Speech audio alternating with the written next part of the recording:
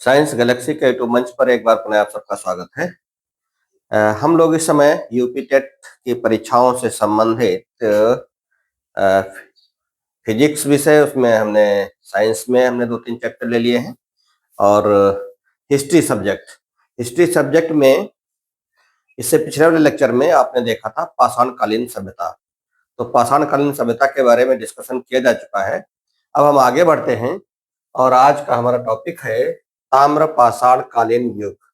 तो ताम्र पाषाण कालीन युग में क्या क्या चेंजेस देखने को मिले उस संबंध में आज हम जानेंगे और भी साथ में जानेंगे इससे बहुत से छोटे छोटे बहुविकल्पी प्रश्न जो कि इम्पोर्टेंट हैं। तो बने रहिएगा वीडियो के साथ में और देखिए क्या क्या इसमें महत्वपूर्ण बातें आती हैं सामने।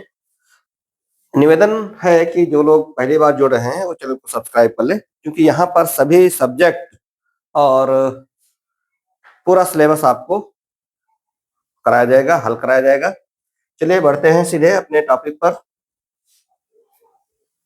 देखिए ताम्र पाषाण कालीन युग में क्या हुआ कि काफी कुछ परिवर्तन देखने को मिले। एक तो कृषि, पशुपालन, ये दो चीजों का अच्छी तरीके से विकास हुआ। औजार जो थे वो पत्थर के भी बनाए जाते थे और तांबे के भी बनाए जाने लगे थे।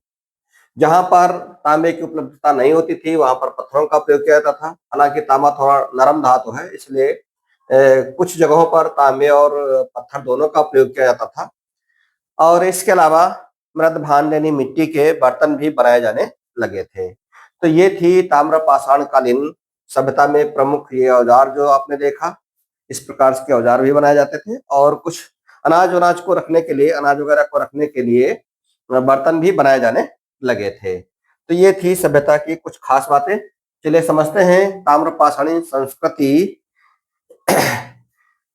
क्या है। देखिए ताम्र और पाषाण दो शब्दों से मिलकर के बना है।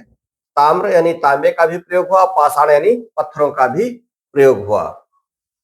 तो वास्तव में ये एक नई क्रांति थी। तो हम ये कह सकते हैं कि पत्थर युग और शहरी सभ्यताओं के बीच पत्थर युग और शहरी सभ्यताओं के बीच एक पुल का काम किया इस सभ्यता ने।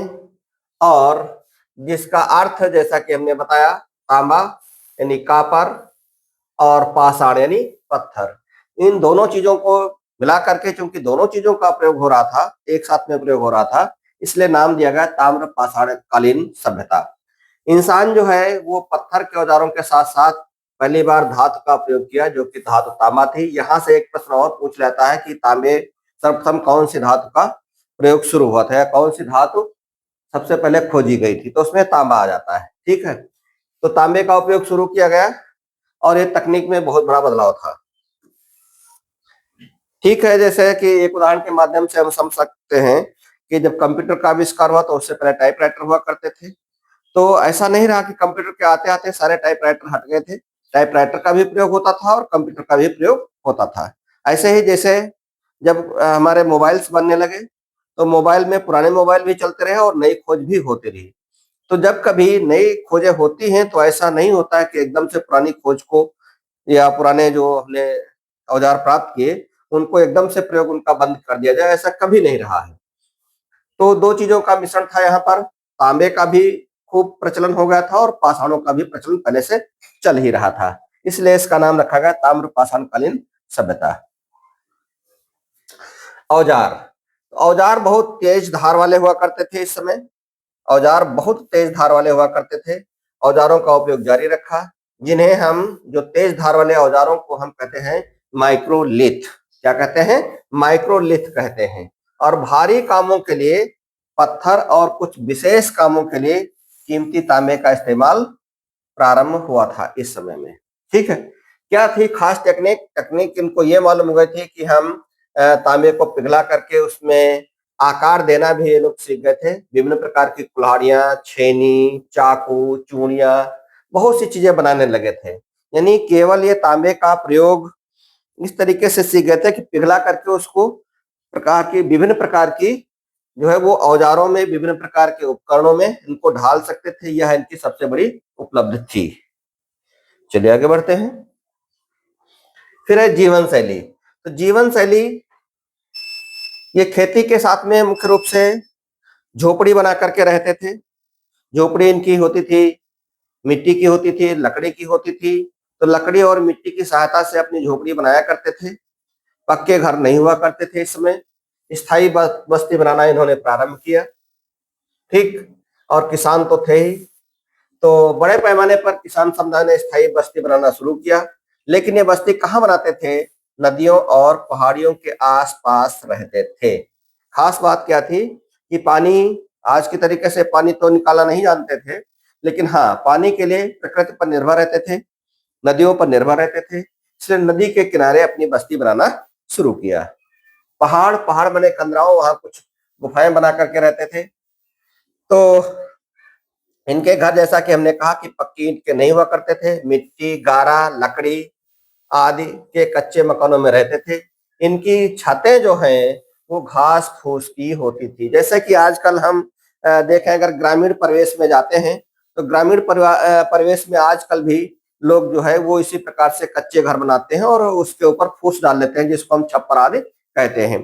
तो छप्पर आदि बनाया करते हैं, आज भी हमको देखने को मिल जाता है। ताम्रपाषाणी कालीन सभ्यता में अगर हमें जाना है तो हम गांव के सुदूर जो अनडेवलप्ड गांव है वहां अगर जाते हैं तो ये सब देखने को हमको आज भी मिल जाता है। अच्छा, दूसरी बात यह है कि आप इनकी बस्तियों की तुलना आज के किसी, वही जैसा कि हमने आपसे कहा कि सुदूर के गांव में अगर जाएं तो ये सब हमें देखने को मिल जाता है। चलिए आगे बढ़ते हैं। फिर बात आती है कि मिट्टी के बर्तनों के या मृद भांड। तो ये बर्तन बनाने में काफी कुशल हो चुके थे और इसके लिए वो चाक, चाक माने कुम्हार का जो पहिया होता है, इसका आविष्कार पहले ही हो चुका था। तो ये लोग उसी चाक का इस्तेमाल करते थे और अच्छे से बर्तन बना लेते थे और बर्तनों पर रंग भी, यानी कलरिंग भी उनकी कर लिया करते थे। इन बर्तनों पर अक्सर करके सफेद रंग की रैखिक डिजाइनें बनाते थे, ज्यामितीय आकृतियां बनाते थे। कुछ काले रंग के भी होते थे, खास पहचान काले और लाल रंग के मृदभांड बनाते थे। ये बर्तन न केवल खाना बनाने या पकाने के काम आते थे, बल्कि विभिन्न सामान को रखने के काम भी आते थे और जो कि उनकी संस्कृति और कला का एक बहुत बड़ा हिस्सा भी था। जैसे जो भी बर्तन बनाए, मान लिया ये कोई एक बर्तन बनाए, ठीक, तो इसमें क्या किया कि जैसे कुछ हिस्सा उसको ब्लैक कर लिया और कुछ उसको, जैसे मान लिया ये तो रहा इसका, मान लिया बर्तन का हमें कह सकते हैं, चलो तो जो है ये उसका हम मुख की बात कर लें, बर्तन का मुख हो गया। अब इस पर जो है ये मान लिया घड़ा टाइप का है कुछ, तो अब एक हिस्सा उसको थोड़ा सा और किसी कलर में कर दिया, चित्रकारी कर दिया, जैसे लाल चित्रकारी कर दिया तो इतना हिस्सा लाल कर दिया, इतना हिस्सा लाल कर दिया, और इसके पीछे वाला हिस्सा जो है ये मान लिया लाल कर दिया। और लाल करने के बाद में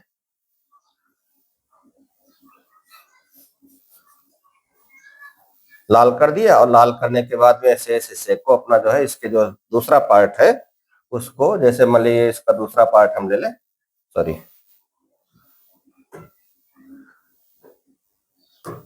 तो ये जो दूसरा पार्ट है बर्तन का, उस दूसरे पार्ट को अपना दूसरे कलर से कर दिया, यानी ऊपर का आधा दूसरा कलर और नीचे का आधा दूसरा कलर। इस प्रकार से लोग बना लेते थे। चलिए खैर, यहाँ पर इतना हमारे पास बनाने के लिए समय नहीं है, लेकिन कुल मिलाकर के था कि बर्तन में दो रंगों का प्रयोग किया करते थे। चलिए ठीक है, आगे बढ़ते हैं। अब इसी पर आधारित कुछ हमारे पास प्रश्न है जो कि महत्वपूर्ण प्रश्न पूछे जाते हैं। पहला प्रश्न है कि ताम्र पाषाणिक शब्द का शाब्दिक अर्थ क्या है?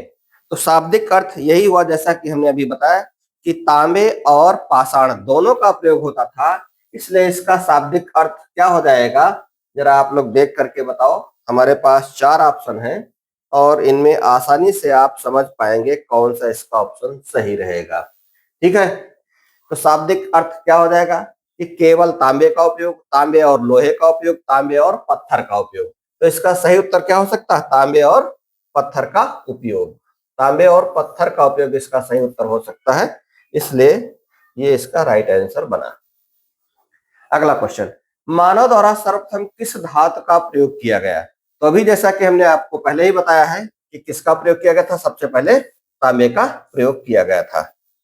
फिर है अगला क्वेश्चन, क्वेश्चन नंबर 3, भारत में ताम्र पाषाणिक संस्कृति मुख्य रूप से किस प्रकार की सभ्यता थी?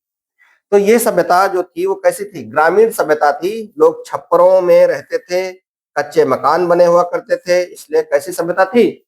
ग्रामीण सभ्यता थी। ठीक है, ये सभ्यता ग्रामीण सभ्यता थी। इसके बाद में क्वेश्चन नंबर 4, क्वेश्चन नंबर 4 कहता है निम्नलिखित में से कौन सा ताम्र पाषाणिक संस्कृति का प्रमुख मृद भांड था? प्रमुख मृद भांड कौन सा था? ये था BRW, यानी काले और लाल रंग के जो है वो बनते थे। तो इसका सही उत्तर रहेगा काले और लाल मृद भांड, ये इसका प्रमुख था। बनाते तो विभिन्न कलर के थे, लेकिन काले और लाल रंग के प्रमुख हुआ करते थे। ठीक है, फिर है अगला क्वेश्चन, राजस्थान की आहड़ संस्कृति, राजस्थान की आहड़ संस्कृति का एक अन्य नाम है, उसे हम किस नाम से जानते हैं? ठीक है, तो ये जो बनास संस्कृति है उसी को हम आहड़ संस्कृति भी कहते हैं।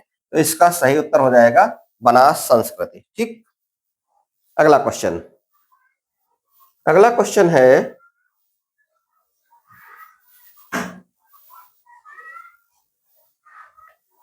क्वेश्चन नंबर 6, क्वेश्चन नंबर 6 को देखें, किस ताम्र पाषाणिक स्थल को प्राचीन काल में ताम्रवती यानी तांबे वाली जगह के नाम से जाना जाता था? किस संस्कृति को तांबे वाली जगह के नाम से जाना जाता था? इसमें है गिलुंद, आहड़, बालाथल और गणेश्वर। ठीक है, देखिए कौन कौन से नाम है, गिलुंद, आहल, बाड़ाथल और गणेश्वर। इसमें कौन सा सही उत्तर रहेगा? आहड़, आहड़ इसका सही उत्तर है। आहड़ को तांबे वाली जगह यानी ताम्रवती के नाम से जाना जाता है। फिर है अगला, मालवा संस्कृति अपने किस गुण के लिए प्रसिद्ध है? तो मालवा संस्कृति जो है वो, चूंकि पक्की ईंटों का तो बात ही नहीं चलता, पक्की ईंटों की खोज ये लोग नहीं कर पाए थे, लोहे का प्रयोग भी नहीं कर पाए थे, तो मालवा संस्कृति मुख्य रूप से मृद भांडों के लिए, मृद भांडों के लिए जानी जाती है मालवा संस्कृति। ठीक है, अगला क्वेश्चन, अगला क्वेश्चन हम लोग देखते हैं 8वां क्वेश्चन क्या कहता है।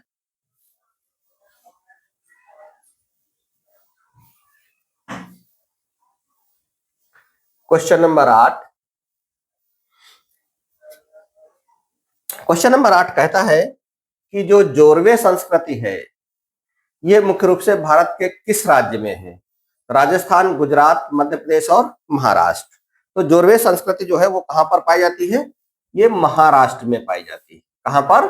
महाराष्ट्र में। ध्यान रखेंगे, जोरवे संस्कृति बहुत इंपॉर्टेंट है। कहां पर पाई जाती है? भारत के महाराष्ट्र में, ये स्थान महाराष्ट्र में। ठीक है, अगला क्वेश्चन, निम्नलिखित में से कौन सा ताम्र पाषाणिक स्थल जोरवे संस्कृति का सबसे बड़ा स्थल था? सबसे बड़ा स्थल की अगर हम बात करें तो इसका सही उत्तर मिलता है दायमाबाद। क्या मिलता है? दायमाबाद। दायमाबाद इसका सही उत्तर है, सबसे बड़े स्थल के रूप में दायमाबाद जाना जाता है। ठीक, अगला क्वेश्चन है, मध्य प्रदेश में स्थित नवदा टोली का उत्खनन किसने कराया था? नवदा टोली का उत्खनन जो है वो कराया था HD सांकलिया ने, HD सांकलिया ने। तो ये रहे कुछ प्रश्न आपने जो कि ताम्र पाषाणकालीन संस्कृति से देखे। कुछ और प्रश्नों को हम लोग यहाँ पर देख रहे हैं। क्वेश्चन नंबर 11 कहता है,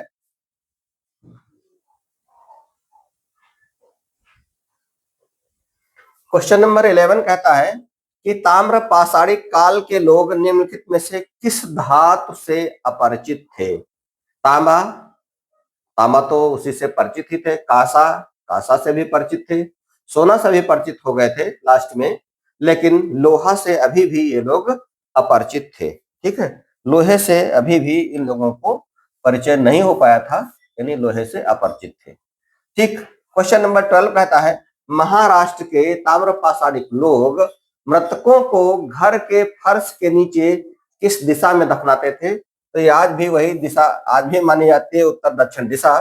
तो उत्तर दक्षिण दिशा में वो लोग दफनाते थे शवों को। क्वेश्चन नंबर 13 है, कायथा संस्कृति मुख्य रूप से किस क्षेत्र में विकसित हुई? कायथा संस्कृति मुख्य रूप से किस क्षेत्र में विकसित हुई? तो कायथा संस्कृति जो है वो चंबल नदी जो पड़ती है मध्य प्रदेश में चंबल नदी के आसपास विकसित हुई थी। नदियों के आसपास ये सभ्यताएं उस समय विकसित हुआ करती थी, तो इसमें आ जाएगा सही उत्तर चंबल नदी घाटी, चंबल नदी घाटी। अगला क्वेश्चन है क्वेश्चन नंबर 14। क्वेश्चन नंबर 14 क्या कहता है कि ताम्र पाषाणिक स्थलों से प्राप्त टेराकोटा, टेराकोटा माने पक्की मिट्टी की, और ब्रसभ, ब्रसभ माने जिसको हम बैल भी कहते हैं, कि मूर्तियां क्या दर्शाती हैं? तो टेराकोटा और ब्रसभ की जो मूर्तियां पाई गई ये दिखाती हैं कि धार्मिक मान्यता को शो करती हैं, धार्मिक मान्यता को शो करती हैं यानी दिखाती हैं। क्वेश्चन नंबर 15 क्या कहता है कि निम्नलिखित में से किस स्थल से किलेबंद बस्ती के साक्ष्य मिले हैं? किलेबंद बस्ती के साक्ष्य मिले हैं, तो इसमें है चिरांद, बालाथल, कायथा और नदवा टोली। तो इसका जो सही उत्तर रहेगा वो क्या रहेगा? बालाथल। बालाथल से मिले थे किलेबंद बस्ती के साक्ष्य। ठीक। क्वेश्चन नंबर 16, क्वेश्चन नंबर 16 क्या कहता है कि ताम्र पाषाणिक अर्थव्यवस्था मुख्य रूप से किस पर आधारित थी? तो ये यहाँ पर कृषि और पशुपालन हो गया था, इसलिए हम इसी को कह सकते हैं कि कृषि और पशुपालन पर आधारित थी। कृषि और पशुपालन पर आधारित थी ताम्र पाषाणिक व्यवस्था। ठीक। अगला क्वेश्चन नंबर 17। क्वेश्चन नंबर 17 क्या कहता है कि निम्नलिखित में से कौन सा स्थल बिहार में स्थित एक ताम्र पाषाणिक स्थल है? तो इसमें पांडव, राजार, ढिबी और चिरांद और सोनपुर, तो ये दो स्थान जो है कौन कौन से? चिरांद और सोनपुर, ये दोनों पाए जाते हैं बिहार में, जो कि ताम्र पाषाणिक सभ्यता से संबंधित है, इसलिए इसका सही उत्तर रहेगा बी और सी दोनों, अर्थात इसका डी पार्ट इसका सही उत्तर माना जाएगा। ठीक। क्वेश्चन नंबर 18 क्या कहता है कि आहड़ संस्कृति के लोग पत्थर के औजारों का बहुत कम उपयोग करते थे, क्योंकि अब ये पत्थरों का उपयोग क्यों कम करते थे? क्योंकि या तो इनके पास तांबा पर्याप्त मात्रा में होगा या ये तांबे का अच्छा सा प्रयोग करना जानते होंगे। तो इसी से संबंधित जो भी हमारा रहेगा वो उत्तर होगा, यानी हमारे पास इसका सही उत्तर क्या मिल सकता है? बी इसका सही उत्तर हो सकता है कि यहाँ तांबा प्रचुर मात्रा में उपलब्ध था, इसलिए तांबे का प्रयोग करना ज्यादा प्रयोग करते थे। क्वेश्चन नंबर 19 क्या कहता है? क्वेश्चन नंबर 19 कहता है कि गेरुवर्णी मृदभांड संस्कृति मुख्य रूप से किस क्षेत्र से संबंधित है? गेरुवर्णी यानी गेरुहा रंग, तो गेरुहा रंग जो इसके मृदभांड जो पाए गए हैं वो पाए गए हैं गंगा यमुना के दोआब पर, गंगा यमुना के दोआब पर पाए गए हैं। ठीक है। अगला क्वेश्चन है क्वेश्चन नंबर 20। दायमाबाद से प्राप्त प्रसिद्ध कांस्य रथ किस काल संस्कृति से संबंधित माना जाता है? तो दायमाबाद जो है वो वास्तव में हम कह सकते हैं कि सैंधव सभ्यता से जुड़ा हुआ है, जो कि जोरवे संस्कृति का प्रभाव दिखाता है। और इस प्रकार से आपने ये 20 क्वेश्चन देखे। चलिए थोड़े से और क्वेश्चन हम लोग देख लेते हैं, जिससे कि कंफर्म हो जाए जो भी हम लोग पढ़े हैं अभी तक, थोड़ा कंफर्म हो जाए, उससे हमें याद हो जाए अच्छी तरीके से। अगला क्वेश्चन है क्वेश्चन नंबर 21। क्या कहता है कि ताम्र पाषाणिक काल में घरों के निर्माण में मुख्य रूप से किसका प्रयोग होता था? तो इसको हम अभी पहले भी बता चुके हैं कि गारा का, यानी गीली मिट्टी जिसको हम गारा भी कहते हैं, घास फूस और लकड़ी। ठीक। चलिए अगला क्वेश्चन देखते हैं। ताम्र पाषाणिक काल के लोग लेखन कला से परिचित थे क्या? तो नहीं, वो लिखना बिल्कुल नहीं जानते थे। ठीक है, नहीं, वो लेखन कला से परिचित नहीं थे। अगला क्वेश्चन, ताम्र पाषाणिक संस्कृति को सबसे पुरानी माना जाता है, यानी ताम्र पाषाणिक संस्कृति जोरवे भी है, मालवा भी है, कायथा भी है और आहड़ भी है। इनमें सबसे पुरानी कौन है? तो सबसे पुरानी इसका जो है वो रहेगा कायथा संस्कृति। क्या रहेगा? कायथा संस्कृति सबसे पुरानी संस्कृति है। ये सभी, जोरवा भी है, मालवा भी है, आहड़ भी है, कायथा भी है, लेकिन सबसे पुरानी इसमें कौन सी है? कायथा संस्कृति है। अगला क्वेश्चन है कि गिलुंद स्थल किस संस्कृति का एक प्रमुख केंद्र था। गिलुंद किस संस्कृति का एक प्रमुख केंद्र था? तो गिलुंद जो है वो आहड़ या बनास संस्कृति का एक प्रमुख केंद्र था। आहड़ या बनास एक ही बात है। अगला क्वेश्चन है ताम्र पाषाणिक काल में मातृ देवी की पूजा के प्रमाण किस रूप में मिलते हैं? किस रूप में मिलते हैं? पत्थर की बड़ी मूर्तियों के रूप में, या मिट्टी की नारी मृण मूर्तियों के रूप में, और या फिर मंदिरों के अवशेषों के रूप में, या फिर सिक्कों पर चित्रों के रूप में। तो देखिए उस समय मिट्टी का काम ज्यादा होता था, तो मृण मूर्ति है, इसका मतलब यही इसका सही उत्तर हो सकता है। तो मिट्टी की नारी भी बनाते थे और इसकी मृण मूर्ति बनाते थे। अगला क्वेश्चन, निम्नलिखित में से कौन सी फसल ताम्र पाषाणिक लोगों द्वारा उगाई जाती थी? गेहूं, जौ, चावल, दालें, ये सब उगाई जाने लगी थी, यानी सभी फसलों का ज्ञान उनको हो गया था। इसलिए इसका सही उत्तर क्या रहेगा? तो हम कह सकते हैं इसका सही उत्तर रहेगा डी। अगला, चलिए सभी क्वेश्चनों को ले लेते हैं। हाँ, अगला है इमाम गांव किस संस्कृति का एक महत्वपूर्ण और बड़ा स्थल है? इनाम गांव किस संस्कृति का एक महत्वपूर्ण और बड़ा स्थल है? तो इसका उत्तर क्या रहेगा? ये जोरवे संस्कृति जो महाराष्ट्र के आसपास पाई जाती थी, तो ये जोरवे संस्कृति का एक महत्वपूर्ण स्थल है इनाम गांव। अगला क्वेश्चन नंबर 28 कहता है ताम्र पाषाणिक संस्कृति के पतन का सबसे संभावित कारण क्या माना जाता है? तो सबसे संभावित कारण क्या माना जा सकता है? क्योंकि वहां पर सूखा, जलवायु परिवर्तन यही कारण हो सकते हैं। विदेशी आक्रमण जैसी कोई बातें नहीं देखने को मिली, भूकंप, प्लेग, महामारी जैसा भी कोई नहीं। तो इसका सही उत्तर क्या हो सकता है? जलवायु परिवर्तन और सूखा। अगला क्वेश्चन है 29 किस स्थल से तांबे की निधियां और गैरिक मृदभांड एक साथ पाए गए हैं? तो इसका सही उत्तर क्या रहेगा? जो सैपई क्षेत्र है, सैपई से यह बातें पाई गई हैं। ठीक, और अब ये हम लास्ट क्वेश्चन ले रहे हैं, क्वेश्चन नंबर 30 को। यहाँ पर देखिए क्या कहता है कि ताम्र पाषाणिक संस्कृति और हड़प्पा संस्कृति के बीच में क्या अंतर है। हड़प्पा सभ्यता, जैसा कि हम जानते हैं कि हड़प्पा सभ्यता में बहुत से जो है वो घरों के मकान कैसे बनते थे, यानी घर कैसे बनते थे, वो पक्की ईंटों के बनने लगे थे। जबकि हड़प्पा सभ्यता में कच्चे और ग्रामीण सभ्यता थी, जबकि हड़प्पा सभ्यता कैसे थी? वो शहरी सभ्यता बन चुकी थी। तो इसका सही उत्तर क्या रहेगा? इसका सही उत्तर रहेगा ए। तो इस प्रकार से 30 प्रश्नों के माध्यम से आपने ताम्र पाषाणकालीन सभ्यता को अच्छे तरीके से सीख लिया होगा। तमाम से स्थान, तमाम से सभ्यताओं के बारे में आपने सीख लिया है। चलिए आगे देखते हैं हम लोग। इसके बाद में हम लोग देखेंगे अब इंडस वैली सिविलाइजेशन। तो बने रहेगा सभी वीडियो के साथ में, पूरा आपको डिटेल मिलेगा। और जिन लोगों ने सब्सक्राइब नहीं किया है वो सब्सक्राइब कर लें, और जिससे लगातार बने रहेंगे तो सारा कंटेंट आपको मिलता रहेगा प्रत्येक विषय का। बहुत बहुत धन्यवाद।